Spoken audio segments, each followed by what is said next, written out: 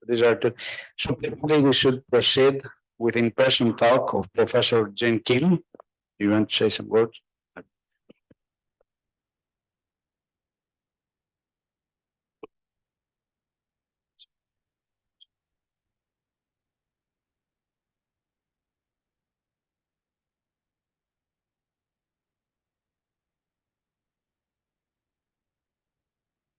Okay. Hello, George. I knew long time since 1982, I guess. And here I will show some photographs of George in recent years in Korea.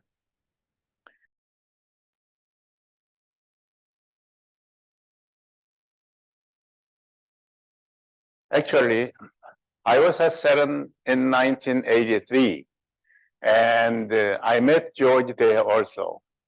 Since 1998, actually, I participated in Corfu conference. George came to Korea for the first time in 1999 for our conference, SSS 99 workshop. Actually, from that, we started a new conference in Korea we called Mount Sarak Symposium. Then later, at new institution at IBS, my student continues to have similar conferences.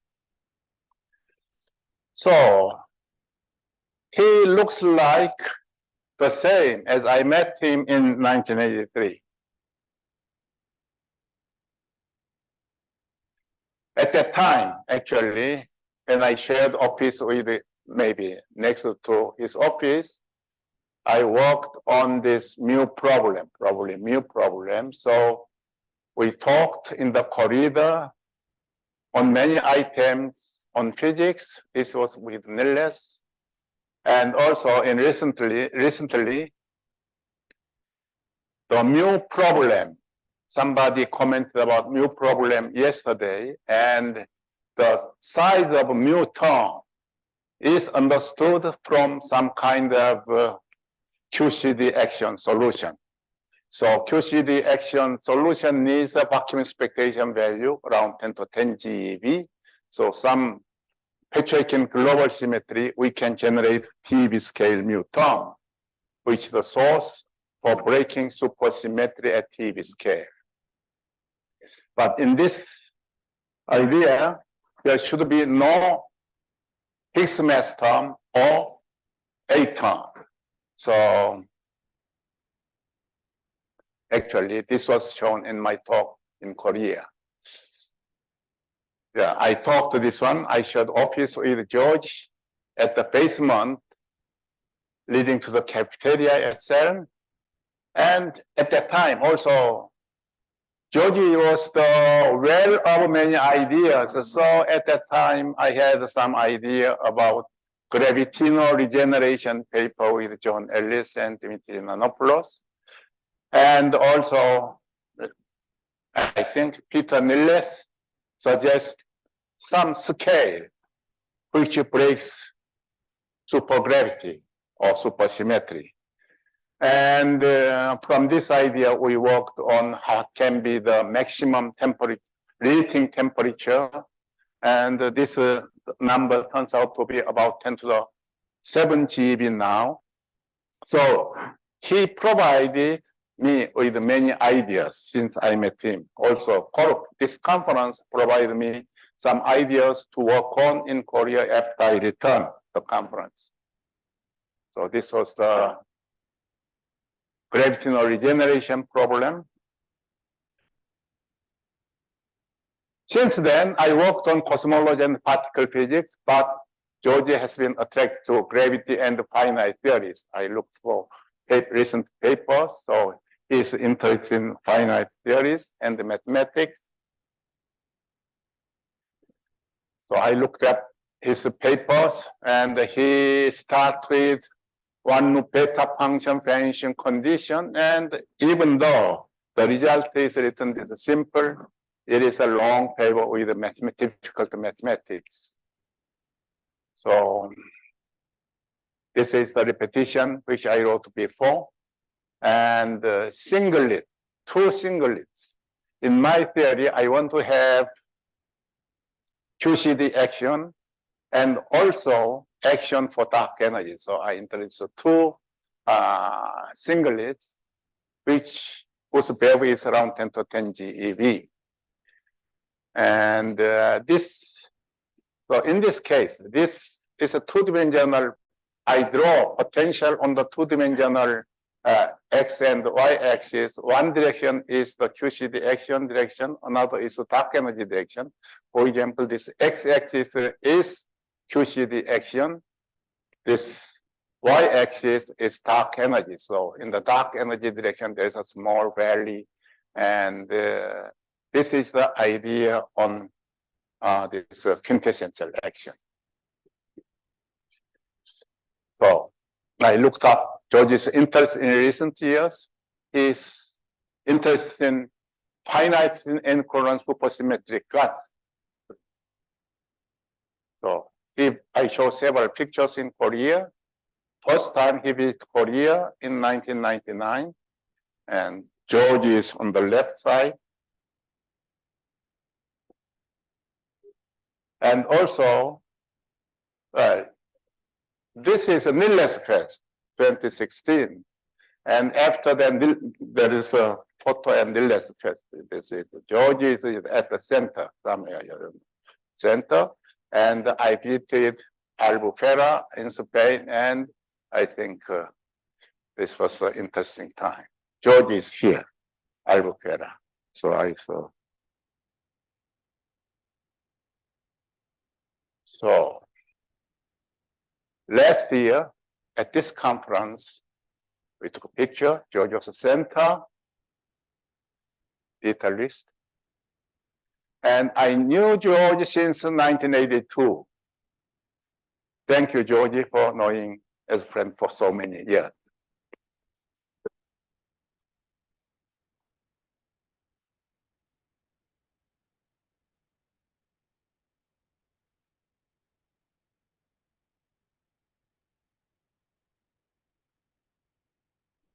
Thank you very much.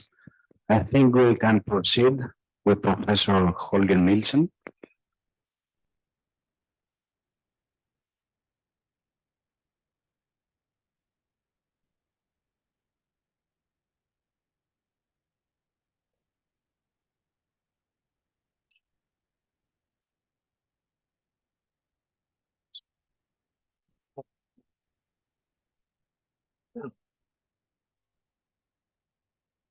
Yeah, thanks. I maybe compete for having known George for a rather long time, because we met already in Glasgow a very long time ago and had good discussions on physics at that time. And now, of course, one hears sometimes around, one hears some of the ideas that George has worked on and sneak around. At least one hears about that the fuzzy sphere and many things, and we hear it with collaborators. So, but now statistically, I think that almost everything has been said, although there is so many. So I think I should be rather short. Also, I don't have my wife with, so she should write the talk last time, but now I didn't have her to write the talk. But I have from one of the small presents when we had birthdays, and this I see still on my bookshelf, and is very nice also. But I think that I must calculate that I must have been here almost soon, at least 1 year, because if you come every year, and this is of course really the success of the conference, that people want to come again, and therefore it's a good thing that one comes for 1 year. I have probably spent now about 1.5 years in Capua in Corfu, and at least it is very nice. So I hope we can continue, and it can be several years later on, especially if the stream goes up that you get a longer stay. Then it will go faster before we have to be 100 years and so on. But people will probably be. I even had a collaborator who speculated, do we all die? And let us hope we are going into a fantastic future of technology due to partly the success of such schools like this. So let us hope it go, and thanks very much to George for all the significant contributions of all types, both the school and organization, and the very physics which we hear about all over the world. So thank you, and hope we will continue in yet many years.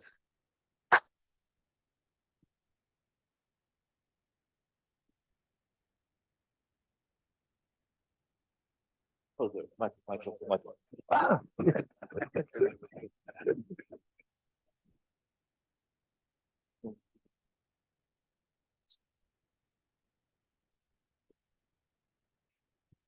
you very much. And now I think we may proceed with Professor Roza Vlastou.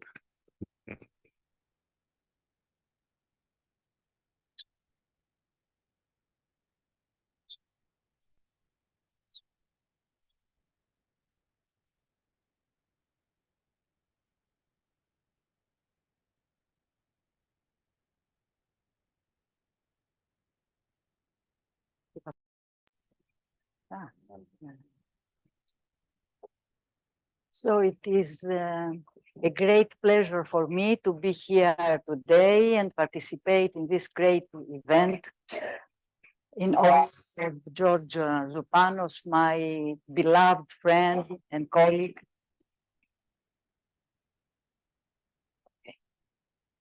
My beloved friend and colleague, I repeat, for 55 years. Can you believe it? I think I'm the only one in this room who knows George for so many years. And also, I'm glad that I have the opportunity to share with you some personal experiences and knowing George for so many years. I met George in 1968 when we both entered the physics department at the University of Athens. And that during our studies, we were not just fellow students, but also very close collaborators. We used to study together. Mainly in the library, but sometimes also at home. And we used to work together in the lab. And at this point, I would like to mention that the lab work was the worst course for George.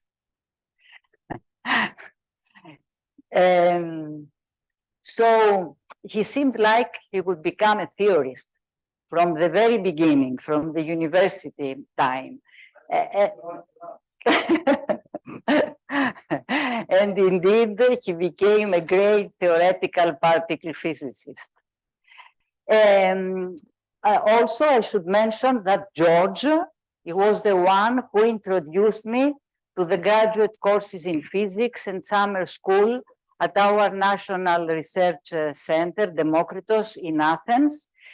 And he inspired me with his enthusiasm in physics research. And I'm grateful, George, for that. But the most important, I think, from our university time was that we were very close friends, both with George and Ritsa, his wife and life companion, because Ritsa was always supporting George for the research activities, all his trips around Europe, around the world, and so on. And some photographs from our graduation ceremony in early 1973 when we finished the university. Can you recognize us? So after the university, we both went to UK for postgraduate studies at different places. George went to Cambridge, Imperial, and Glasgow, and myself in Birmingham. But we still kept meeting from time to time during our holidays. We finished with our PhD, and then George went to Germany as a research fellow, and I was back to Greece trying to find a job. And finally, I was appointed at the National Technical University of Athens. In 1981, a position opened at NTUA in the theory division, and I informed George about that. George was a little bit skeptical because he liked very much working in Germany. But I remembered Riza wanted him back to Athens. So finally, George said, okay, you can submit an application for me. So in collaboration with Riza, we collected all the paper stuff. At that time, there was no online application. And well, after all this process, George was, of course, appointed at NTUA. And since then, we, in fact, live in the same building, in the physics building. So let's say a few words about George as a staff member at the NTUA. On his return to Greece, George, he devoted a great amount of his time to develop and strengthen the postgraduate education, not just in physics, but in the whole university. And being a member, of course, of the appropriate, how to say, and he was a very important member of this postgraduate committee. Also to develop a modern structure of courses in the physics department, and to train the new generation of physicists. So George was an excellent and beloved teacher. And you can see that also from the large number of his ex-PhD students. He still keeps collaborating with them. And Gregory is a good example. Also, George worked hard to open new fields of research as a dedicated academic researcher. He participated in many national and European research programs, in many of them as coordinator or principal investigator. And the result of all this research activity is a large number of publications, citations, and so on. But George's heart belongs to Europe. So he also devoted a great amount of his time for scientific visits to more than 60 different universities and research institutes, mainly in Germany and CERN, but also in many other places around the world, Japan, Madrid, etc. He went to all these places as a visiting professor. He had the honorary research invitations, honorary grants, and etc. Also, he participated in a large number of international conferences and workshops, mainly as an invited main speaker. But George's heart, as we all know, also belongs to Corfu. So he's the creator of this important Corfu Summer Institute. As we heard also before, George established and developed this Corfu scientific meetings, an activity that started as early as 1982. And apart from the scientific meetings, I think that it was very important also all these outreach activities, mainly concerning school teachers and the local community and so on. And after many, many efforts, in May 2006, this research organization, European Institute for Sciences and Their Applications, was founded in Corfu. And this was a big success, I think, after all these efforts of George. As we all know, the Institute is hosting leading scientific activities, European network meetings, summer schools, collaboration meetings and workshops in various research fields, and has attracted leading scientists from many scientific fields and educated, this is very important, hundreds of talented young scientists. And this was not an easy job, given the endless bureaucratical, financial, and other administrative problems that we have in Greece.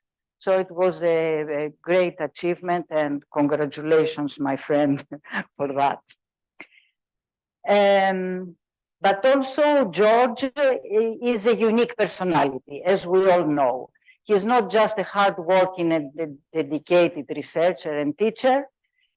He is a tireless defender for social and political issues. And we saw before the photographs from demonstrations. I was impressed. With many public interests. He's also a cheerful personality, full of energy, with sense of humor, with zest for life, but also for good food, for wine, and for dance, as we also saw last night. And some photographs that I managed to collect. The first photograph there is from Naxos conference. So you can see George with Ritza and some students there. And another photograph from our department. And the last two photographs come from the wedding of George's son, Spiros. Spiros was married to Vivian 2 years ago, and we can see some photographs there. You can recognize Iphigenia also there. So thank you very much. Thank you very much, my friends. Keep up the good work and wish you all the best for the future.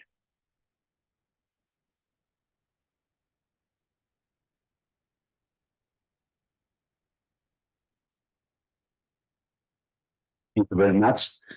And now I think we should continue with Hans-Peter Nilles.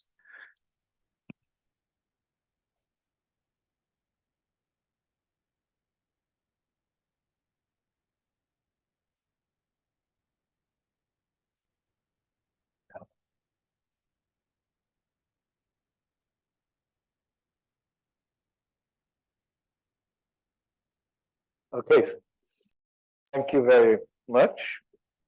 Pleased to be here.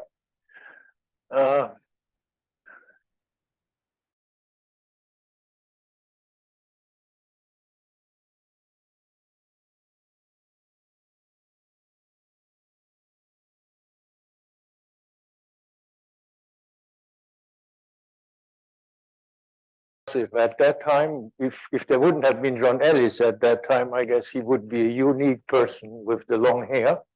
But I guess now you look even more impressive in that way. So you not only grew in wisdom, but also in appearance.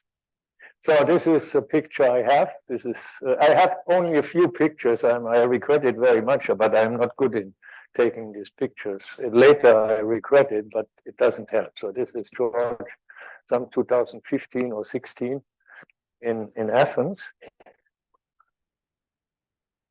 So I talk about some encounters with George. I had many as over all the years, and there are a few which I remember specifically because there I learned what kind of person George is. So the first one was actually at this 19th Rencontre de Morillon, 1984 in La Plagne. It was early that time. So this, I guess, this Rencontre de Morillon, they still exist. I haven't been there for a long time. At that time, you see, there were some talks in the morning, short talks, and then everybody waited for lunch. There was a 3-course lunch. Then it was skiing, and in the evening, at 6 o'clock or so, there was an evening session, and after this evening session, there was a 4-course French dinner, which was all very nice. And I think at a given point, the people at CERN said that we don't send you anymore to these meetings because there you eat, you ski, and all the talks which are given there, people will pass by CERN, so it doesn't make any sense. We don't pay any longer. At that time, I think this was great. George was there as well. I think you also tried skiing at that time. Yeah, but it was not so successful that he made it to the Greek national downhill team.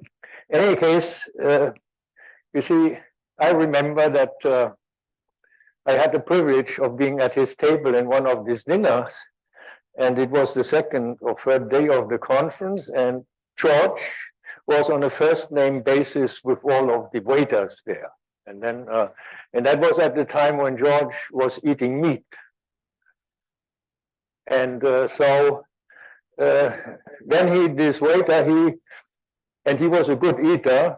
These people, they know him from that time. So then he said, John, come here. John, come here. I need some more meat. Don't bring me vegetables and potatoes. I don't need, I want meat. Yeah, and then the waiter did it. I would have never found out to do such things. George, the second day, he had all these waiters. And the good thing about it, which then I also appreciated, that whenever the waiter brought the meat, he had some bottle of wine with it. So at the end, when the dinner was over and we were still hanging around, there was always enough wine at George's table. So it was a privilege.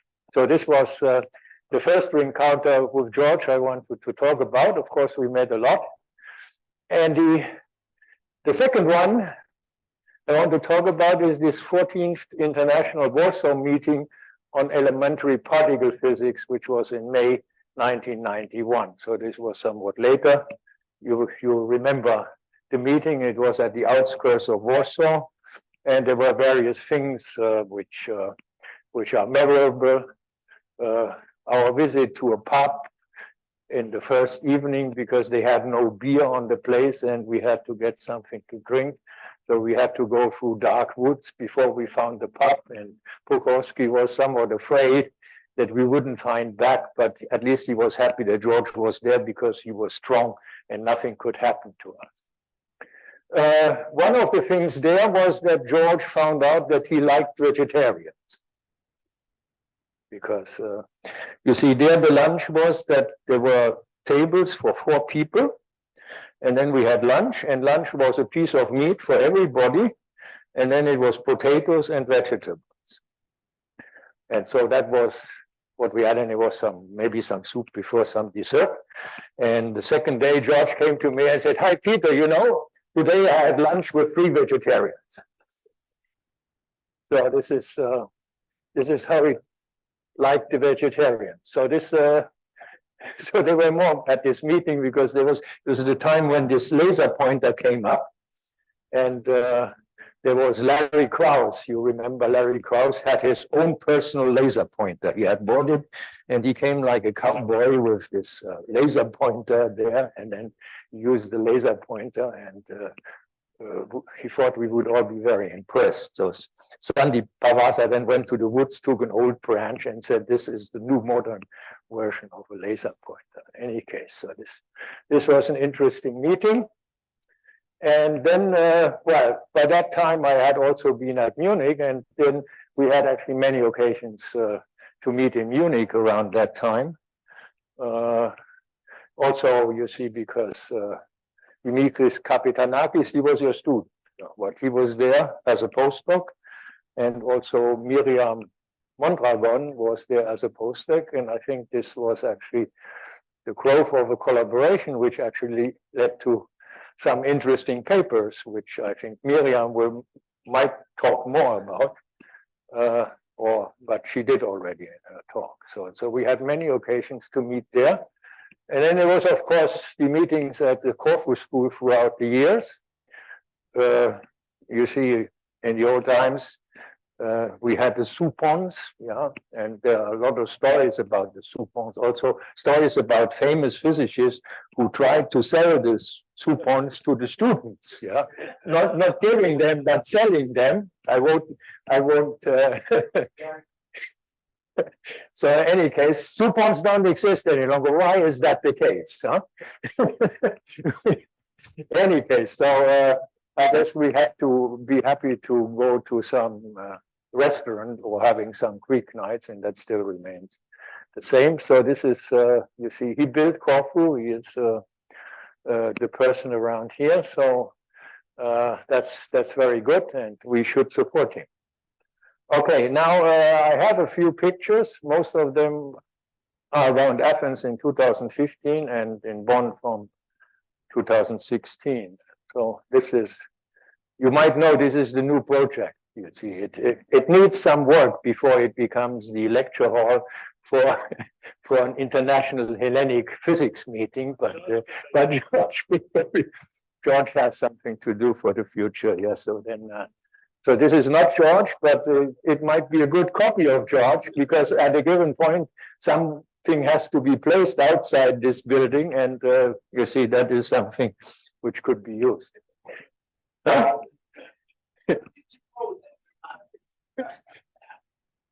It's you, yeah? Or yeah, so okay, sorry. I was not sure, but okay, so this is George. We have seen him. So I have a few pictures. So these were at Bonn at this meeting, which Jihn Kim mentioned already. So this was with me, with Prokowski. I think, did I do something? Is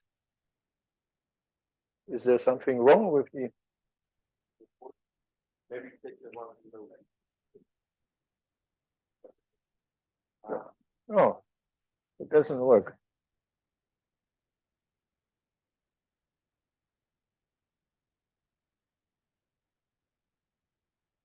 But this is the one which Kim already showed. This is the picture, and of course it's clear. You see, whom do you see first? It's George. Okay, thank you very much.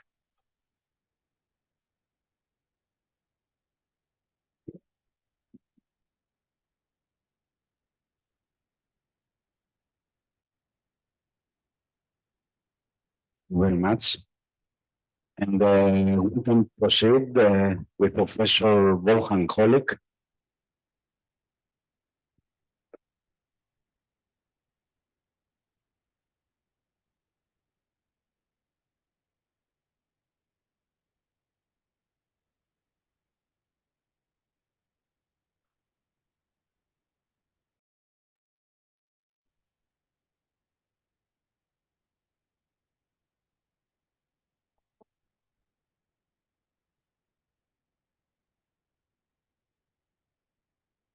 So it's a great honor for me to be here at this occasion and to give a contribution to GeorgeFest. There have been quite a substantial period of time that are associated with the program FINE-Higgs. Now, FINE-Higgs is a calculator for supersymmetric Higgs boson masses, which itself has a 25 years anniversary this year. And I will dwell a little bit on the code and on the relation to the scientific work of George Zoupanos. So George has been successfully organizing and chairing the Corfu workshops for almost 40 years. This has been mentioned very often this time, but it cannot repeat it often and more often. It's also almost 40 years that he has been in contact with Munich. So he was there from the mid of the 80s on, partially on a scholarship from Humboldt, partially as a frequent visitor also to the Max Planck Institute.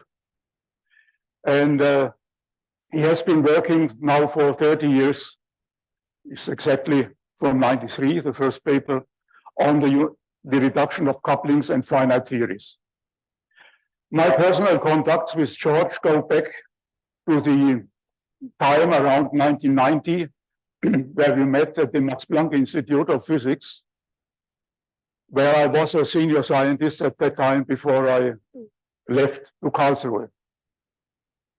My first Corfu encounter was in 1995, when I was invited to give a series of lectures on the electroweak theory. This was quite some work at the time because George forced me to give 6 lectures each hour, so the full day, every day in the morning, and in the afternoon to be there for 1 hour or 2 hours of discussions. And also I had to write up a big volume, 62 pages, but this has turned out to be very fruitful also for me. And it took place in the historical Ionian Parliament. That was really a nice situation in the middle of the town. The second week of this first meeting was at the Faliraki place in this building here. And we also, I remember, we had a wonderful dinner on the square in front of the building. My second meeting was in 98. That was took place in the Teatro Municipal of Calquera. It was also some very noble environment. But what was there is that I was giving a talk on the Higgs boson masses in the MSSM at the Toulouse level. This was the first presentation of the work that has been then entered into the code FINE-Higgs. Namely, the code was born end of this year. So it appeared in 98 on Happy Age and later in the computer physics communications. So just to flash briefly, what does it do? The MSSM has a light Higgs boson, which the mass of which is, the mass of which is calculable, and it depends sensitively on the SUSY spectrum, in particular on the top and the stop mass. And it develops large logarithms when the stop mass of the SUSY scale becomes heavy. So this was a fixed order calculations up to 2 loops, but the large logarithms were not summed up. So at that time, we did not expect that supersymmetry was so heavy. So it was clear that one has to do a large log resummation. And the most recent version from 2020 now has all these necessary resummations at leading, next to leading, and even next to leading order in the strong and in the electroweak couplings and in the Yukawa couplings. So the FINE-Higgs team then has grown with former students and postdocs, and this is now published also 2 or 3 years ago in CPC. Just flash here one plot. So this is the Higgs boson mass calculated by a combination of this renormalization group resummed effective field theory model and the fixed order calculation. This is a hybrid scheme, and this is the one which gives the central line, and the error is indicated here by 1 to 2 GeV. And this is the fixed order calculation. You see for high scales, it goes down, so it does not really reflect the situation for the Higgs boson mass that is in this approximation. Now let me connect to the work of George, which I said already, it's 30 years ago that this famous paper appeared on finite unified models, where 2 of his collaborators were also in Munich, as Hans-Peter has pointed out.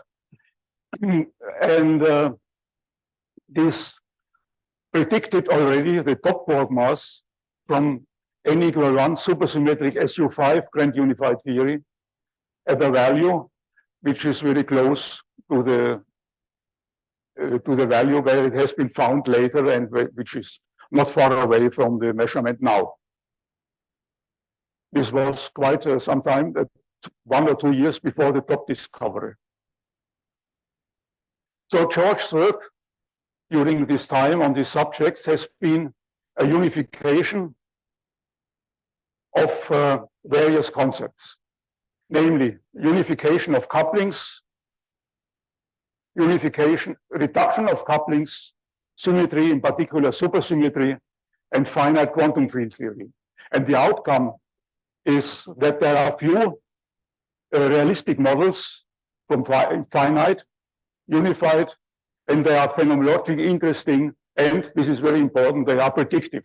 So you can predict the spectrum from very few parameters. So in the best case, it's only 1 or 2 parameters which you have to enter. In particular, it is a SUSY mass. And these predictions are testable at colliders. And that's where now the calculators come in. But let me first summarize here these concepts. So the basic concept goes back to Zimmermann in the year 1984. It was first applied to the standard model in 85 and 88, but the predicted mass of the top quark and the Higgs boson was too low. Then when it turned out that the top is heavy and the Higgs is also heavy, then this was more or less out of the game. However, the supersymmetric versions, in particular the minimal supersymmetric SU5 by Kubo, Mondragon, and Zoupanos in 94, predicted the right mass range. So they showed that the supersymmetric models were a very interesting candidate.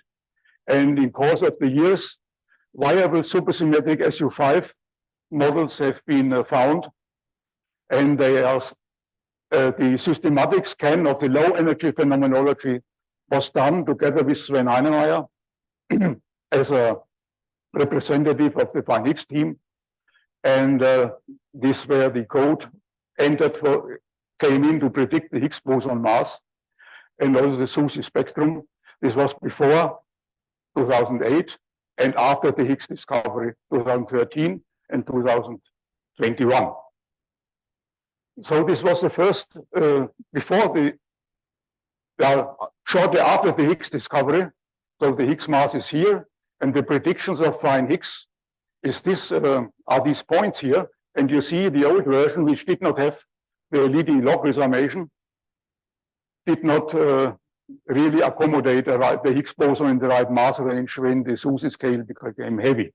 However, the most recent one, so the final version right now, in the same kind of investigation showed that also heavy scales of the supersymmetric mass is compatible with the measured Higgs boson, and also singles out the parameters in the parameter space of the unified model. So a collection of the relevant papers on the reduction of couplings has appeared as a special volume in the year 2014. It was in honor of Wolfgang Zimmermann, and George was among the authors, and each of the original papers which are published here are commented by the authors. They have an introduction. So you can find this also, I think, on the web page of George, the full book. It is worth to point out that 23 articles appear here in this book, and 10 out of these 23 are with George as an author or co-author.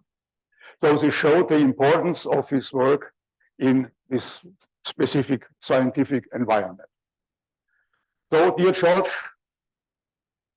congratulations for your scientific achievements. Thanks for your engagement during all the time, and all the best wishes for your coming, hopefully many future activities. Thank you.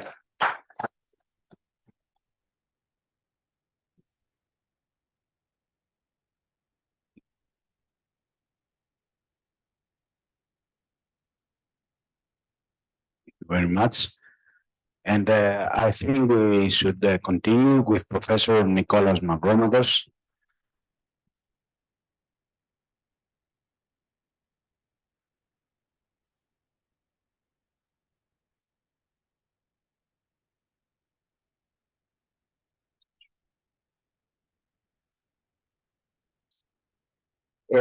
Thank you very much for this. I'm one of the first impromptu speakers.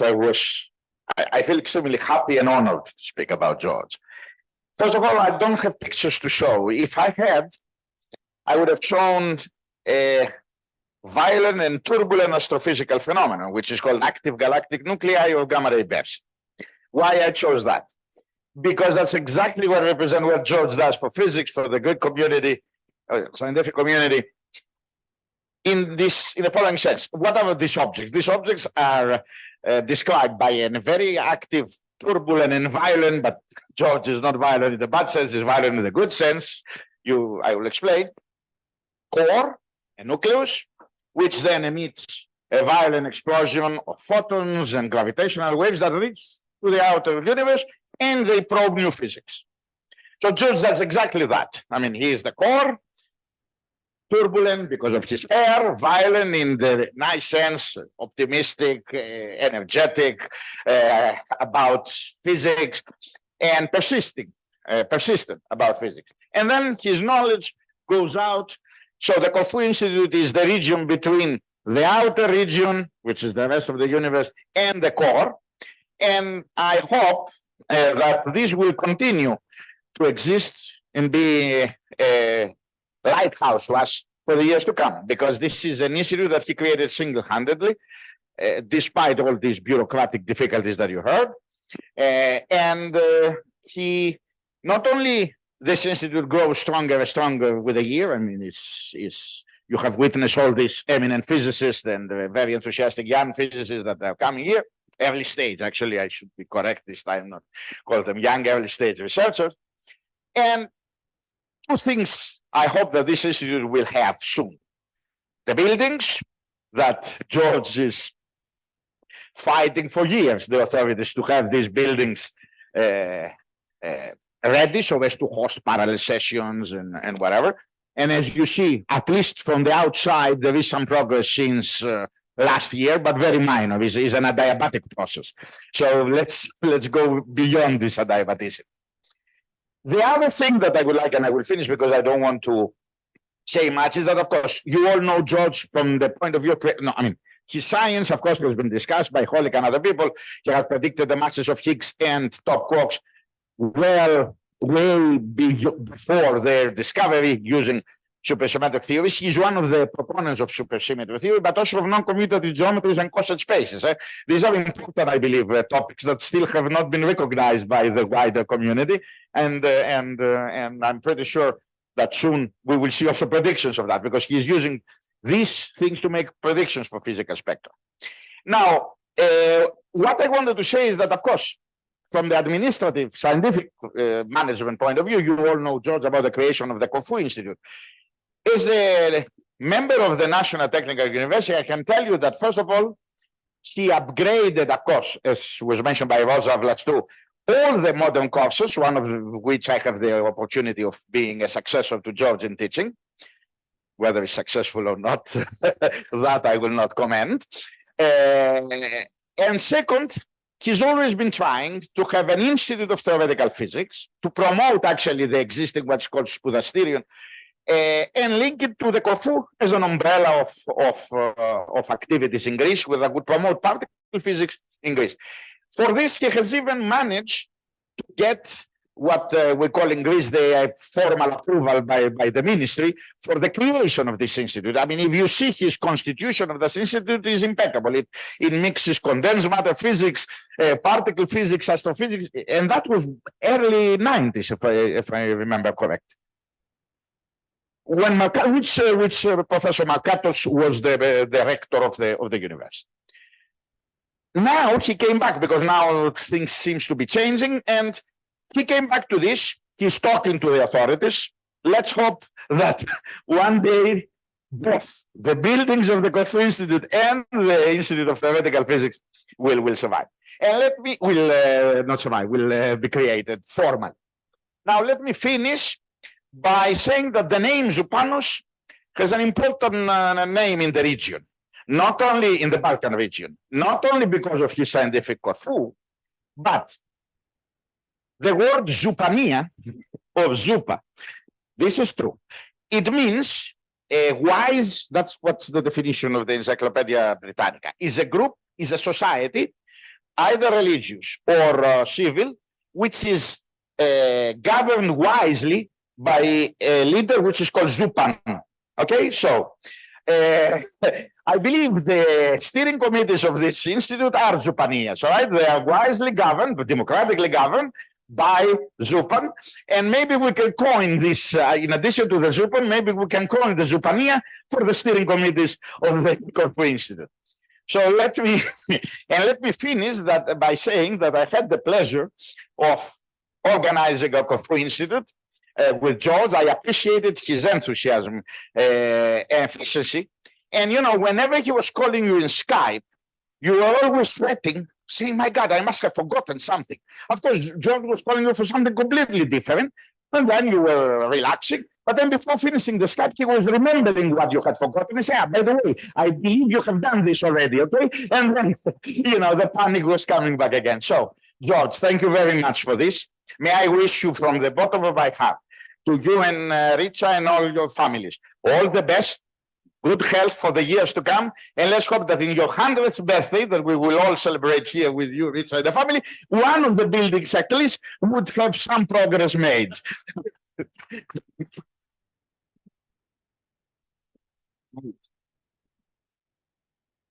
Thank you very much, Nick. And the next speaker is Professor Emmanuel Tsesmelis.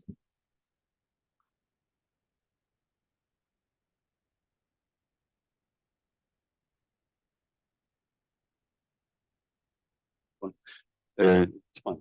So, George, it's a great privilege and an honor to be here with you today to celebrate this milestone in your career, in your long career. I know you for many years, but we've worked very closely together. It's very nice to see a theoretical physicist working closely together with an accelerated physicist and an experimental physicist. And I always appreciated your openness in that respect over the decades we've known each other. I think I'd just like to underline the fact that from the CERN side, we've always supported this institute, especially ESA. I remember the initial discussions we had in the directorate office to bring CERN closer to this institute. I hope we've achieved part of that aim. I hope to continue in that spirit in the future. You've done a wonderful job for the institute. Everyone around the table, everyone around here today has some special memories, special souvenirs of what you've done, not only for physics, but also for Greece and also the institute. And I think I'd like to raise my hat and say a big warm thank you for that, for the institute, but also for me personally, because you've always been a friend. You've always listened to my opinion, my advice, and you've always taken on board a broader view of things. And I think that's something to be appreciated. It's something very special to me. I'd just like to say that we've supported in the past from CERN many students. I'm sorry to see that we don't have that many students here with us any longer, but I think this is maybe one direction where the institute should move into, bringing back the students, the next generation of physicists, especially since we are going to be talking about projects which will take us to the end of this century. I'll be talking about that tomorrow. We do need the next generation of physicists to work with us. And this is it would be a fantastic ground to build up that next generation of scientists with your help. And I'll be there if you want me to continue our adventure into the future. And I'd like to also thank Ritsa, who many times I've had on the phone, I think, in Athens, trying to negotiate the school that you're organizing. Well done, best wishes.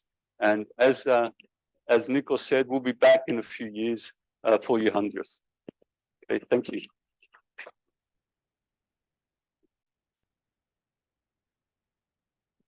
Thank you very much.